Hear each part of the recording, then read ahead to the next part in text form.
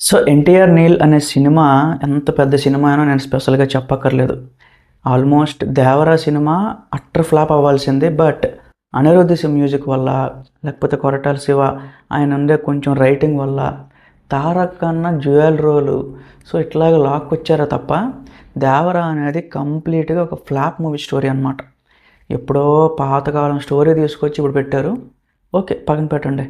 But Tarak అన్న పొటెన్షియల్ని ఫుల్గా use చేసుకునే ఒక cinema 'Dragon' cinema. Prashanth Neel చాలాసార్లు చెప్పాడు ఏమని, నాకు చిన్నప్పటి నుంచి కూడా ఒక 'సింహాద్రి' తర్వాత ఒక 'యమదొంగ' సో ఇట్లాగ ఒక మాస్ సినిమాలు ఎన్టీఆర్వి ఇంకా ఇష్టం నాకు. జూనియర్ ఎన్టీఆర్ నా ఫేవరెట్ మాస్ హీరో అని చెప్పి చాలాసార్లు చెప్పాడు.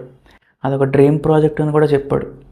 అంటే ఒక 'కేజీఎఫ్' తీసినోడు, ఒక 'సలార్' తీసినోడు. సో ఆ సినిమాలకి ఎప్పుడు కూడా అలా మాట్లాడలేదు. బట్ తారక్ అన్నతో తీయబోయే సినిమాకి మాత్రం చాలా హైప్ ఇస్తున్నాడు అనమాట. ఇప్పుడు రీసెంట్గా ఏంటి, దీనికి సంబంధించిన కొన్ని అప్డేట్స్ అయితే బయటకు వచ్చినాయి. ఫస్ట్ అప్డేట్ ఏంటి అంటే ఆల్మోస్ట్ 57 దేశాల్లో ఈ సినిమా షూటింగ్ అయితే చేస్తారంట. సో సినిమా ఫస్ట్ షెడ్యూలే వీళ్ళు బంగ్లాదేశ్లో స్టార్ట్ చేశారు. మీరు అబ్జర్వ్ చేస్తే బంగ్లాదేశ్ అనేది ఒక ప్రాబ్లమాటిక్ కంట్రీ అనమాట. అలాంటి కంట్రీ దగ్గరికి వెళ్ళి షూటింగ్ చేసి ఇవన్నీ చేసి వచ్చారు. ఇప్పుడు ప్రజెంట్ ఇంకొక దేశంలో ఎక్కడో చేస్తున్నారు. రామోజీ ఫిలిం సిటీలో ఒక సెట్ కూడా వేసి దానికి సంబంధించి ఇన్షూట్ అయితే చేస్తున్నారు అనమాట. ఫిలిం బడ్జెట్ కూడా చాలా ఎక్కువ గైస్. ఆల్మోస్ట్ తారక్ అన్న కెరీర్లోనే హయ్యెస్ట్ బడ్జెట్ సినిమా ఇది. ఆఫ్టర్ 'RRR' ఈ సినిమాకి దాదాపు 650 కోట్ల బడ్జెట్ అయితే పెడుతున్నారు. చాలా ఎక్కువ. తారక్ అన్నకి మేబీ స్టామినా అంతా కూడా ఉంది. ఖచ్చితంగా మార్కెటింగ్ అంతా కూడా చేయగలడు. ఖచ్చితంగా సినిమాకి వచ్చే ఆ బడ్జెట్ ఏదైతే ఉందో దాన్ని డబల్ చేయగలడు అని చెప్పి నా ఒపీనియను.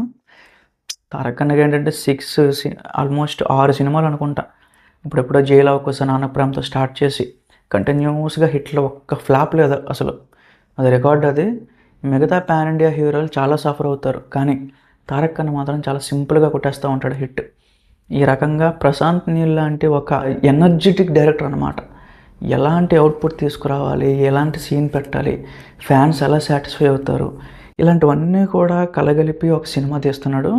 చాలా బాగుంటుంది గైస్. సినిమా అయితే నెక్స్ట్ లెవెల్ ఉంటుందని చెప్తాను నేను. సో అది గైస్, మరిన్ని అప్డేట్స్తో మళ్ళీ కలుద్దాం.